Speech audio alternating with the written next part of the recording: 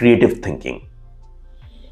Once again, একটা বাচ্চা, একজন শিশু, তার ক্রিয়েটিভিটি প্রচণ্ড।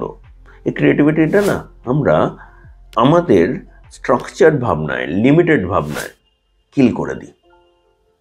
একটা বাচ্চা যেখানে ডেভেলপ করতে পারে আমরা সেখানে যেতে দিই না। ইমাজিনেশন, আমরা ভাবি কি হবে এটা দিয়ে, অথচ আইনস্টাইনের মতো লোক বলেছেন ওটাই আসল, ওটা আপনাকে পৌঁছতে সাহায্য করবে। কারণ কোথায় পৌঁছবেন আপনি তো জানেনই না। যদি সেটা না জানেন আপনি কোথায় পৌঁছবেন? এবং চারিদিকে তাকিয়ে দেখুন, আপনার চারিদিকে লোকদের তাকিয়ে দেখুন, তারা কোথায় পৌঁছচ্ছে। জেনারেলি সামারি হবে কোথাও না। এবং কোথায় পৌঁছতে পারেন তার আগে ভাবতে হবে কোথায় পৌঁছতে চান। কোথায় পৌঁছতে চান যত ক্রিয়েটিভলি আপনি ভাবতে পারবেন আপনি কিন্তু পৌঁছে যাবেন।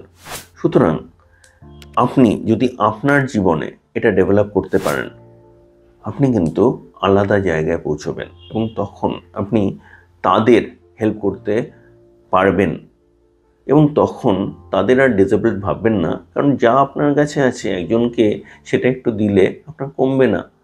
এবং যদি আপনি সেটা দিতে পারেন আপনি বলবেন আমার কাছে ছিল না, আমি দিয়েছি।